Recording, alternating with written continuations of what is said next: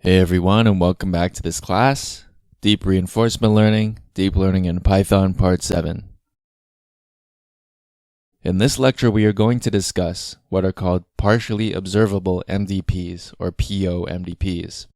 The term partially observable should be pretty intuitive. Basically, it means your state doesn't have full information about the environment, which is something we already know. So in fact, a PO-MDP is a more realistic model. To get a better intuition about this, think about how you would describe the state of the room you are in. To do this, you would probably turn your head and look around. While you look around, you will probably keep track of what you saw and compile that information in your mind. So similar to what we did with regular deep Q learning, we combine observations to give us a more accurate depiction of the state we're actually in. The key concept here is, if what you see at a particular time doesn't give you full information about a state, then you can combine things you see at other times too, to give you more information. In other words, we combine observations across time. In deep learning, this would be considered a sequence of observations. We know that the way we deal with sequences in deep learning is with recurrent neural networks.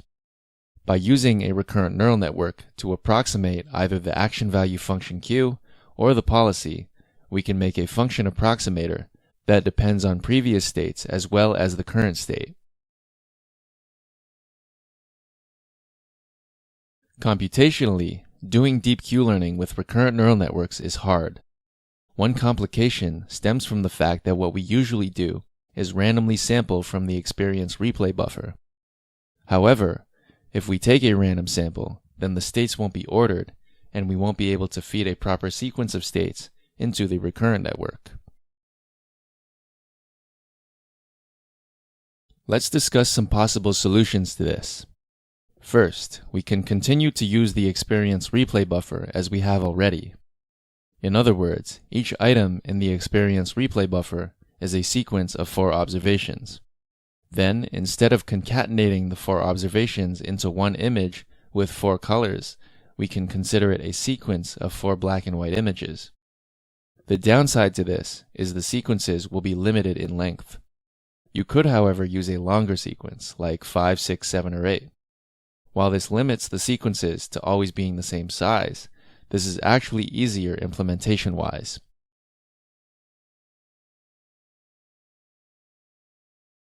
Another thing you can do is just sample randomly from the experience replay buffer, but then don't use those samples as indexes to states, but rather use them as indexes of end states.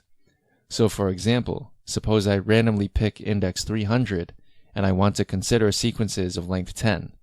Then what I do is feed in all the states from index 290 up to 300 into the recurrent neural network. In this situation too, it is more convenient to use sequences of constant length.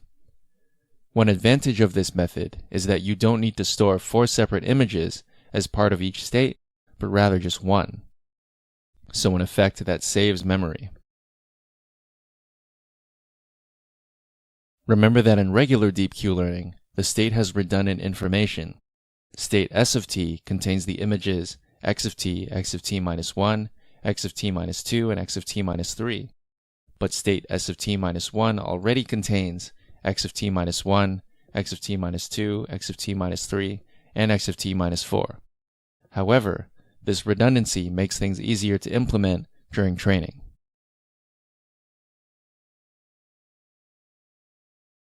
Another thing to think about is that if you consider each state to be just a single frame, and you continuously append these to your experience replay buffer, you can't naively just always search 10 frames behind to find the beginning of a sequence.